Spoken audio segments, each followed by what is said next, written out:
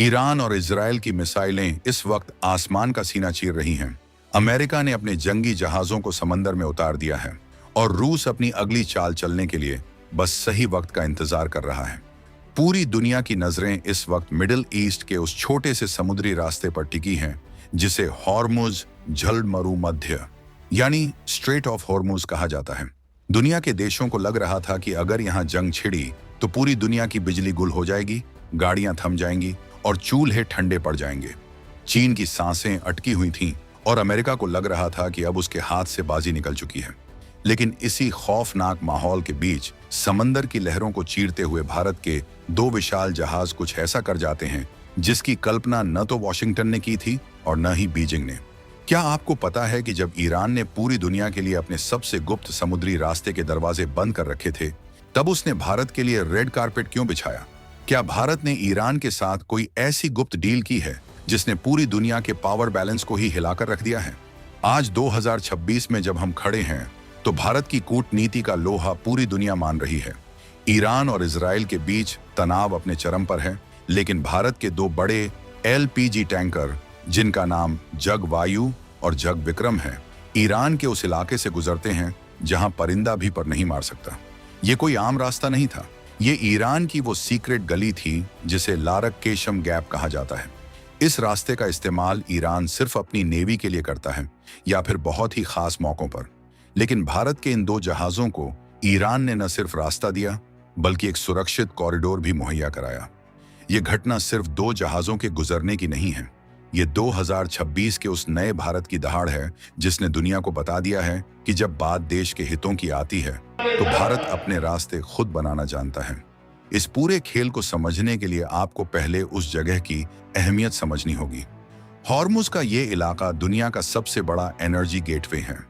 यहाँ से हर दिन करोड़ों बैरल कच्चा तेल और भारी मात्रा में गैस गुजरती है। अगर ये रास्ता बंद हो जाए तो दुनिया की अर्थव्यवस्था ताश के पत्तों की तरह ढह सकती है। अमेरिका ने ईरान पर दुनिया भर के प्रतिबंध लगा रखे हैं, लेकिन ईरान ने दिखा दिया कि वो किसके साथ खड़ा है। ईरान ने साफ कर दिया कि दुनिया के बाकी देशों के लिए नियम अलग हो सकते हैं, लेकिन भारत के लिए उसके नियम और उसके दिल के दरवाजे हमेशा खुले हैं। आखिर भारत ने ईरान को ऐसा क्या दे दिया कि ईरान ने अपनी सबसे सुरक्षित और रणनीतिक जगह भारत के हवाले कर दी? चलिए अब जरा विस्तार से इस रोमांचक घटना के पीछे की कड़ियां जोड़ते हैं। बात मार्च 2026 की है। पूरी दुनिया में तेल और गैस की किल्लत मची हुई थी। इजराइल और ईरान के बीच बढ़ते टकराव ने समंदर में जहाजों का चलना दूभर कर दिया था। इंश्योरेंस कंपनियों ने जहाजों का बीमा करने से मना कर दिया था और शिपिंग कंपनियां हॉर्मुज से गुजरने के नाम से ही कांप रही थीं। ऐसे में भारत के सामने एक बड़ा संकट था। भारत अपनी जरूरत की 50% से ज्यादा LPG और कच्चा तेल इसी रास्ते से मंगाता है। अगर सप्लाई रुक जाती तो भारत के करोड़ों घरों में रसोई गैस खत्म हो जाती, कीमतें आसमान छूने लगती। लेकिन भारत सरकार ने हार नहीं मानी। यहाँ एंट्री होती है भारत की उस कूटनीति की जिसे आज पूरी दुनिया डॉक्टर जयशंकर स्टाइल कहती है। ईरान ने अपने लारक और केशम द्वीपों के बीच के रास्ते को हमेशा से दुनिया की नजरों से बचाकर रखा है। ये इलाका ईरान की रिवॉल्यूशनरी गार्ड्स के सीधे कंट्रोल में रहता है। यहाँ हजारों की संख्या में समुद्री बारूद और मिसाइलें तैनात रहती हैं। सामान्य तौर पर कोई भी कमर्शियल जहाज यहाँ से गुजरने की हिम्मत नहीं करता क्योंकि ये रास्ता बहुत संकरा है और यहाँ का नेविगेशन बेहद मुश्किल है। लेकिन जगवायु और जग विक्रम ने जब इस रास्ते में प्रवेश किया तो दुनिया के रडार्स पर हलचल मच गई। अमेरिका के सैटेलाइट्स ये देख रहे थे कि आखिर ये भारतीय जहाज उस जगह क्या कर रहे हैं जहां ईरान ने किसी को भी घुसने की इजाजत नहीं दी है। यहाँ सस्पेंस और गहरा हो जाता है। ईरान ने न सिर्फ इन जहाजों को रास्ता दिया बल्कि अपनी नेवी को आदेश दिया कि इन जहाजों को कोई नुकसान नहीं पहुंचना चाहिए। ये भारत की उस साख का नतीजा था जो हमने पिछले कुछ सालों में कमाई है। भारत ने ईरान के चाबहार पोर्ट में निवेश किया है। भारत ने मुश्किल समय में ईरान का साथ दिया है और बदले में ईरान ने भारत की ऊर्जा सुरक्षा की गारंटी ली है। ये वो वक्त है जब चीन जैसा देश जो खुद को एशिया का दादा समझता है, वो भी ईरान से इस तरह की रियायत नहीं पा सका। चीन को अपने जहाज लंबे और असुरक्षित रास्तों से ले जाने पड़ रहे थे, जबकि भारत की शान जग सीरीज के जहाज सीधे शॉर्टकट से अपना माल लेकर भारत की ओर बढ़ रहे थे। सोचिए, एक तरफ दुनिया जंग की आग में झुलस रही है और दूसरी तरफ भारत के जहाज समंदर के उस हिस्से में सीना तान कर चल रहे हैं जहां सबसे ज्यादा खतरा है। ये कोई इत्तेफाक नहीं था, ये एक सोची समझी रणनीति थी। भारत के पेट्रोलियम मंत्रालय और विदेश मंत्रालय ने मिलकर ईरान के साथ एक ऐसा बैक चैनल संवाद स्थापित किया था जिसे दुनिया समझ ही नहीं पाई। जब दुनिया ईरान पर दबाव बना रही थी, तब भारत ने ईरान को यह एहसास कराया कि हम सिर्फ व्यापारिक साझेदार नहीं हैं, हम एक भरोसेमंद दोस्त हैं। ईरान को भी पता है कि अगर उसे अपनी अर्थव्यवस्था बचानी है तो उसे भारत जैसे एक बड़े और ईमानदार बाजार की जरूरत है। लेकिन कहानी में एक ट्विस्ट अभी बाकी है। अमेरिका को भारत की ये नजदीकी रास नहीं आ रही थी। वॉशिंगटन से दबाव बनाने की कोशिश की गई कि भारत ईरान के साथ इस तरह के सीक्रेट रास्तों का इस्तेमाल न करे, लेकिन भारत ने दो टूक जवाब दे दिया। भारत ने साफ कहा कि हमारी प्राथमिकता हमारे 140 करोड़ लोग हैं। अगर हमें अपने लोगों के लिए गैस और तेल चाहिए तो हम हर उस रास्ते का इस्तेमाल करेंगे जो सुरक्षित हो। 2026 का ये भारत किसी की घुड़की से डरने वाला नहीं है।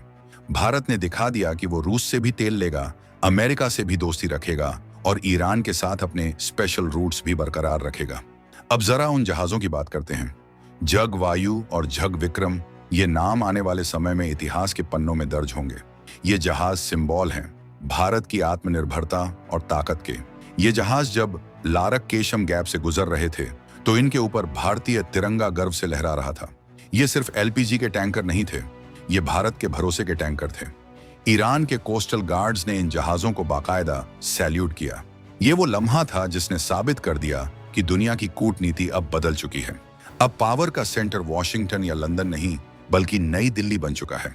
यहाँ एक और बड़ा सवाल खड़ा होता है, क्या ईरान ने भारत के लिए ये रास्ता सिर्फ दोस्ती में खोला या इसके पीछे कोई और बड़ा राज है? असल में ईरान इस वक्त दुनिया में अलग थलग पड़ा हुआ है। उसे एक ऐसी ग्लोबल पावर की जरूरत है जो उसकी बात को अंतर्राष्ट्रीय मंच पर रख सके। भारत एक ऐसी शक्ति है जिसकी बात अमेरिका भी सुनता है और रूस भी। ईरान जानता है कि भारत कभी भी किसी के खिलाफ साजिश नहीं रचता। भारत की वसुधैव कुटुंबकम की नीति ने उसे दुनिया का विश्व बंधु बना दिया है। यही वजह है कि ईरान ने अपनी सबसे कीमती रणनीतिक संपत्ति यानी वो सीक्रेट रास्ता भारत के लिए खोल दिया। इस घटना के बाद ग्लोबल मार्केट्स में हड़कंप मच गया। तेल की कीमतों में जो उछाल आने की आशंका थी वो अचानक थम गई। दुनिया को समझ आ गया कि अगर भारत के जहाज सुरक्षित निकल रहे हैं तो सप्लाई चेन पूरी तरह नहीं टूटेगी। भारत ने न सिर्फ अपनी जरूरतों को पूरा किया बल्कि पूरी दुनिया की इकोनॉमी को एक बड़ा सहारा दे दिया। चीन के सरकारी मीडिया में इस बात की बड़ी चर्चा हुई कि आखिर भारत ने ऐसा क्या जादू कर दिया कि ईरान ने उसे वो रास्ता दे दिया जो चीन को सालों से मांगने पर भी नहीं मिला।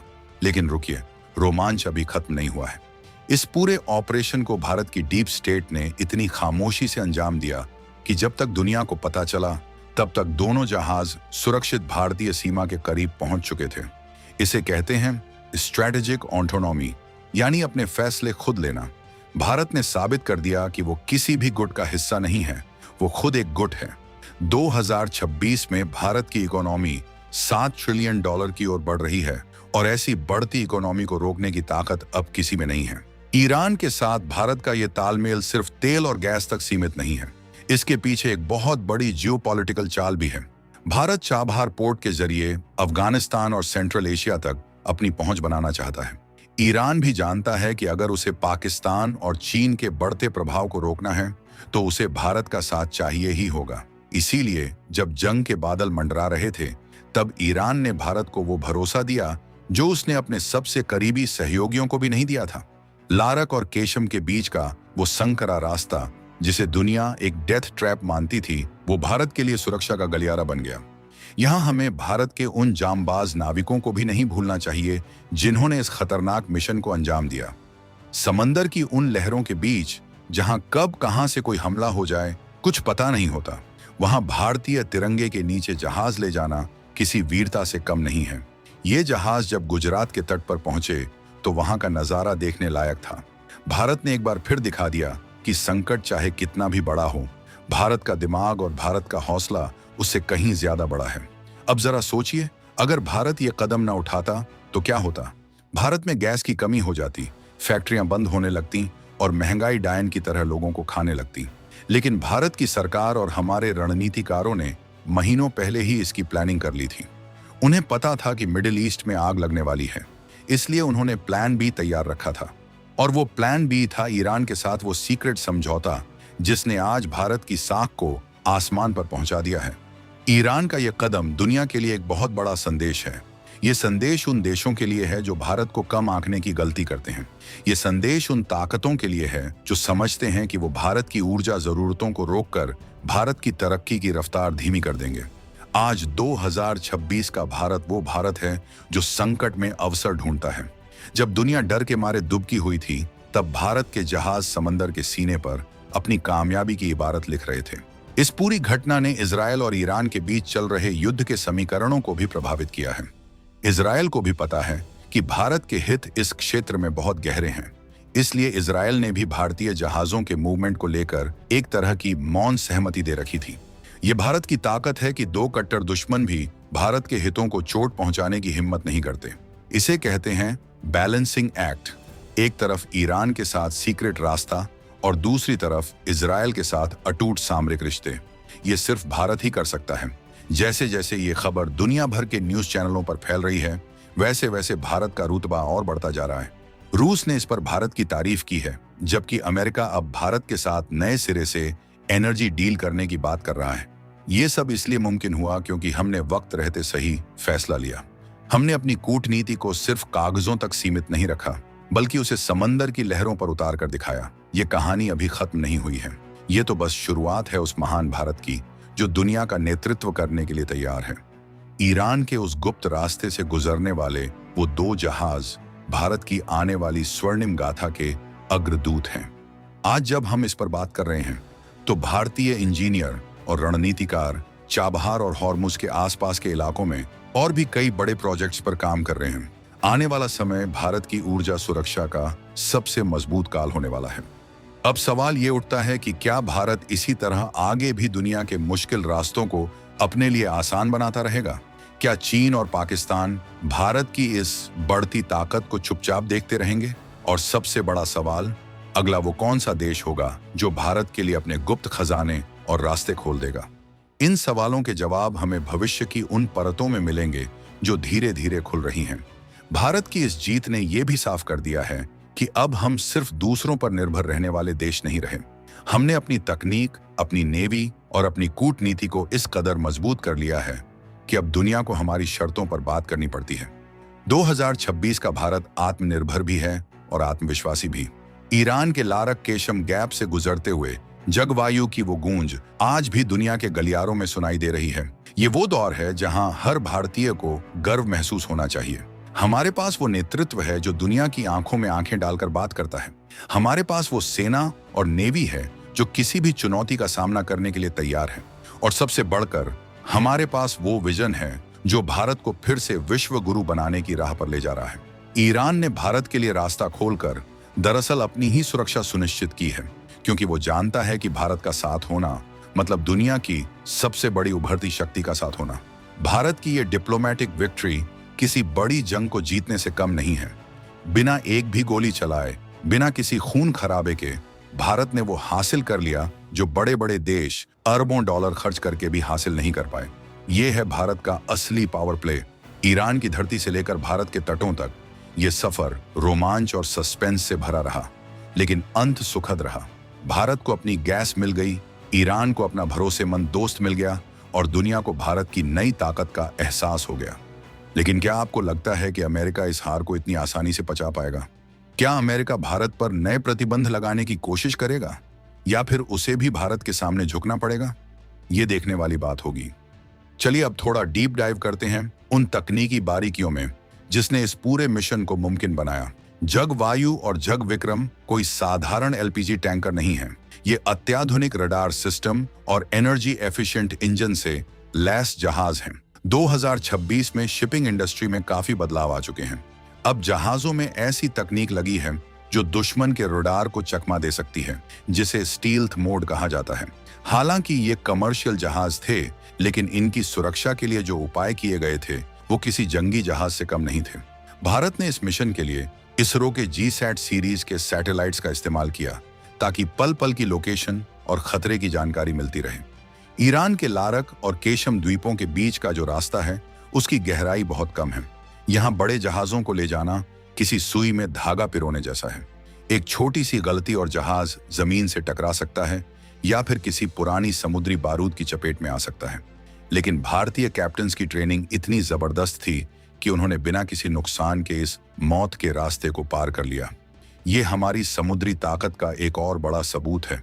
2026 के आंकड़ों की बात करें तो भारत की एलपीजी खपत पिछले 5 सालों में 40% बढ़ चुकी है। भारत अब दुनिया का दूसरा सबसे बड़ा एलपीजी इंपोर्टर बन गया है। हमारे यहाँ करोड़ों लोग अब पूरी तरह से स्वच्छ ईंधन पर निर्भर हैं। ऐसे में अगर सप्लाई चेन में 24 घंटे की भी रुकावट आती तो पूरे देश में हाहाकार मच जाता। भारत के पास अपनी जरूरत का केवल 30 दिनों का बफर स्टॉक रहता है। इसीलिए ये मिशन डू और डाई यानी करो या मरो जैसा था। भारत ने दिखा दिया कि वो अपनी ऊर्जा जरूरतों के लिए किसी भी हद तक जा सकता है। चीन की बात करें तो उसका 80% व्यापार इसी रास्ते से होता है। चीन ने अपनी सुरक्षा के लिए जिबूती में बेस बनाया है, श्रीलंका के हम्बनटोटा पर कब्जा किया है, लेकिन फिर भी वो ईरान से वो रियायत नहीं ले सका जो भारत को मिली। इसका कारण बहुत सीधा है।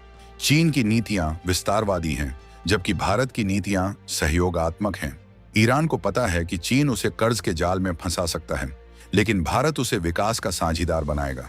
यही वो बुनियादी फर्क है जिसने भारत को इस कूटनीतिक जंग में विजेता बना दिया। ईरान के भीतर भी इस वक्त 2 गुट बने हुए हैं। एक गुट जो पश्चिम के साथ समझौता करना चाहता है और दूसरा जो भारत और रूस जैसे देशों के साथ अपनी रणनीतिक साझीदारी मजबूत करना चाहता है। भारत ने बड़ी चतुराई से उस गुट का समर्थन हासिल किया जो एशिया फर्स्ट की नीति में यकीन रखता है।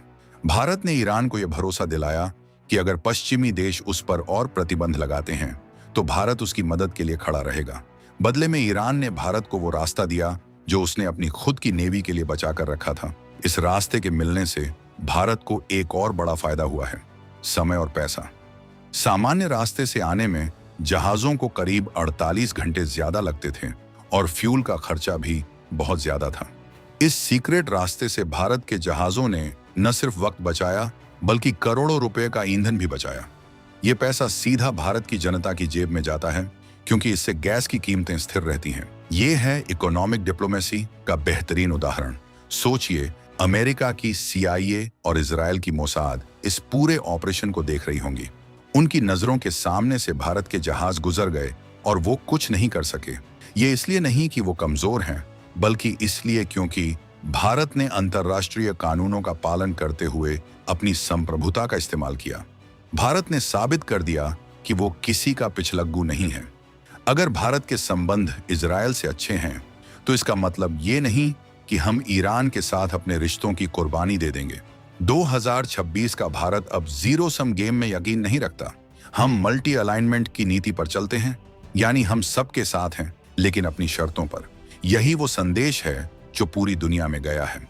मिडिल ईस्ट के अन्य देश जैसे सऊदी अरब और UAE भी भारत के इस कदम को बड़े गौर से देख रहे हैं। उन्हें समझ आ गया है कि भारत इस क्षेत्र में एक बड़ा और स्थिर खिलाड़ी है जिस पर संकट के समय भरोसा किया जा सकता है। अब बात करते हैं उस सस्पेंस की जो इस वीडियो की शुरुआत में मैंने आपसे वादा किया था। क्या आपको पता है कि जब ये जहाज लारक द्वीप के पास थे तब एक अज्ञात पनडुब्बी ने उनका पीछा करने की कोशिश की थी? वो पनडुब्बी किसकी थी? क्या वो चीन की थी या किसी और देश की जो इस मिशन को फेल करना चाहता था? इस पर अभी तक कोई आधिकारिक बयान नहीं आया है, लेकिन डिफेंस गलियारों में चर्चा है कि भारतीय नेवी के P-8I विमान ने उस पनडुब्बी को चेतावनी देकर खदेड़ दिया था।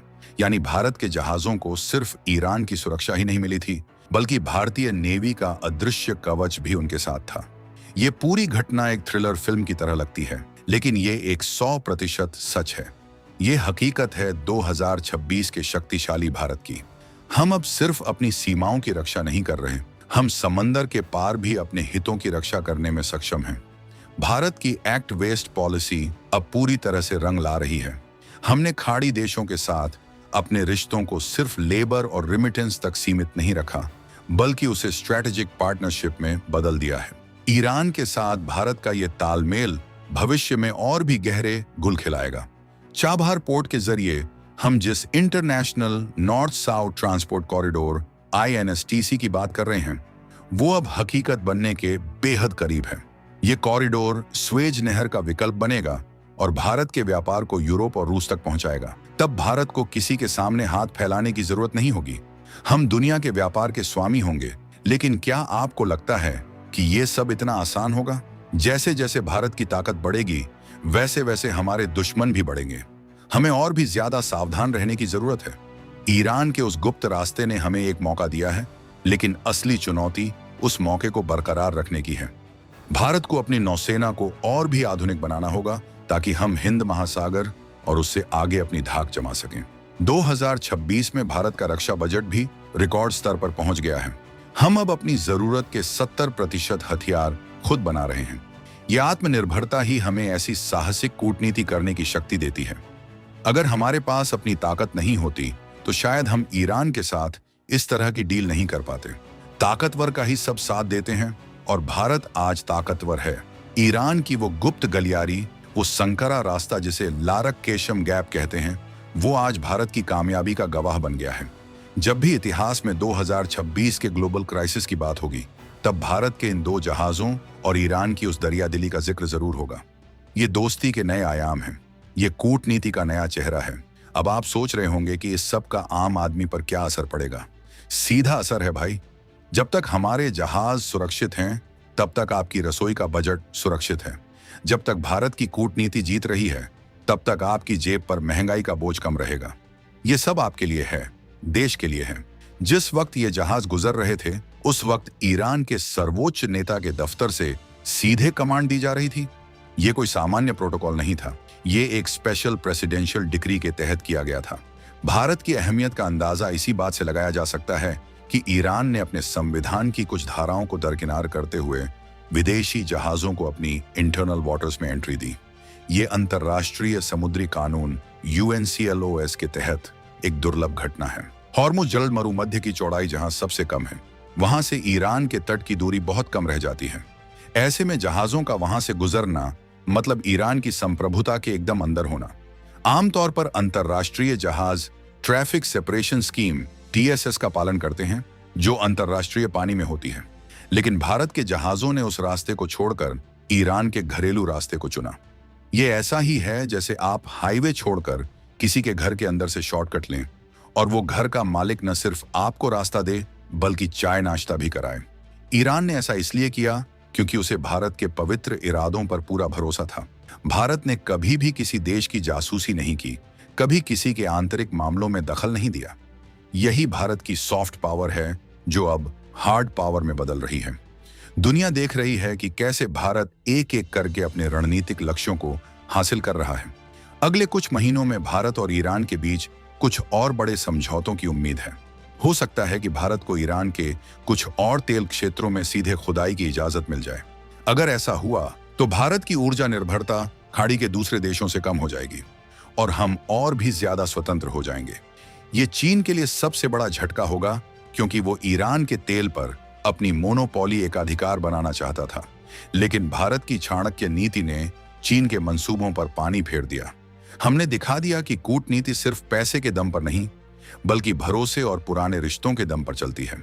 भारत और फारस ईरान के रिश्ते सदियों पुराने हैं, और आज 2026 में वो रिश्ते फिर से नई ऊंचाइयों को छू रहे हैं।